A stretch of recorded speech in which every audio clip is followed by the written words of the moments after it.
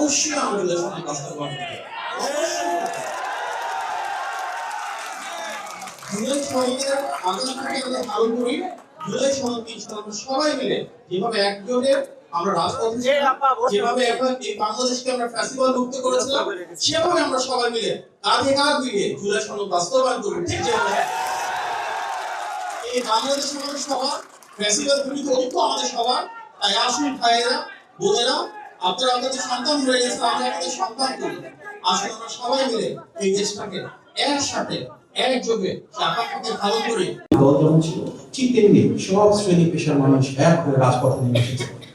সেই গণ অভ্যুত্থান আমরা কেন বলি? কারণ এই প্রথমবারের মতো দীর্ঘ সময় পর এমন একটা আন্দোলন হয়েছে যেখানে সাধারণ মানুষ, যাদের ক্ষমতার সাথে কোনো সম্পর্ক নেই, যারা ক্ষমতার হিস্সা চান নাই, তারা দেশের জন্য, সমাজের জন্য, মানুষের জন্য নিজের জীবন উৎসর্গ করতে রাজপথে নেমে এসেছিলেন, রক্তে রঞ্জিত হয়েছিলেন। এই গণ অভ্যুত্থানে আমাদের মায়েদের, বোনদের ছিল অনেক বড় একটা ভূমিকা। ছাত্র জনতার গণ অভ্যুত্থানে আমাদের ছাত্রছাত্রীরা স্কুলের, কলেজের, মাদ্রাসা, বিশ্ববিদ্যালয়ের, বাংলা মিডিয়াম, ইংলিশ মিডিয়াম, তারা যেমন নেমে এসেছিল, একই সাথে সেখানে ছিল একদম রাস্তার খেটে খাওয়া মানুষেরা, শ্রমজীবী মানুষ, রিক্সা চালক, ভ্যান চালক, পোশাক চালক। এখানে ছিল দেশি বিদেশি প্রবাসী, ডাক্তার, ইঞ্জিনিয়ার, শিক্ষক, আইনজীবী। এমন কোনো খাত নাই সমাজের যেখানে প্রতিনিধিত্ব ছিল না। আমরা আজকে গণতান্ত্রিক বাংলাদেশে যে গণ আকাঙ্ক্ষাকে ধারণ করে জুলাই গণ অভ্যুত্থান হয়েছিল, সেটাই প্রতিষ্ঠিত করতে চাই। অনেক মানুষ আছেন যারা জীবন দিয়েছেন, আমাদের সেই শহীদ ভাইদেরকে আমরা ফেরত দিতে পারবো না, কিন্তু যে বাংলাদেশের প্রত্যাশা ওনারা রক্তে রাজপথকে রঞ্জিত করেছিলেন, সে আদর্শ, সেই মূল্যবোধটাকে আমরা ধারণ করতে পারি। আমাদের অনেক মা রয়েছেন যারা তাদের সন্তানদের আজও ফেরত পান নাই। আমাদের অনেক বোন রয়েছেন যারা তাদের স্বামীকে আজও ফেরত পান নাই।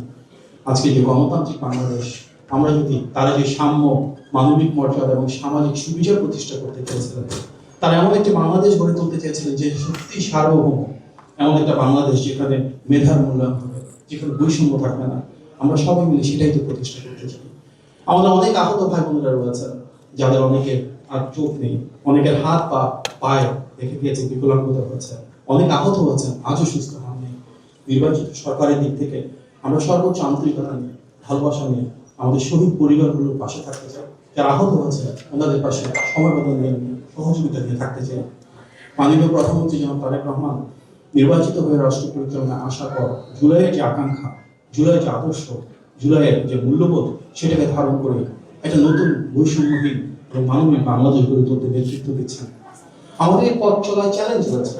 16 বছরের দীর্ঘ ফ্যাসিবাদকে হয়তো খুব স্বল্প সময় আমরা আমূলে পরিবর্তন করতে পারবো না, কিন্তু অন্ততপক্ষে আমরা চাই যে মায়েরা তাদের সন্তানদের জীবন দিয়েছে, সেই শহীদের মায়েদের যে প্রত্যাশার বাংলাদেশ, সেটা যেন গড়ে তুলতে পারি।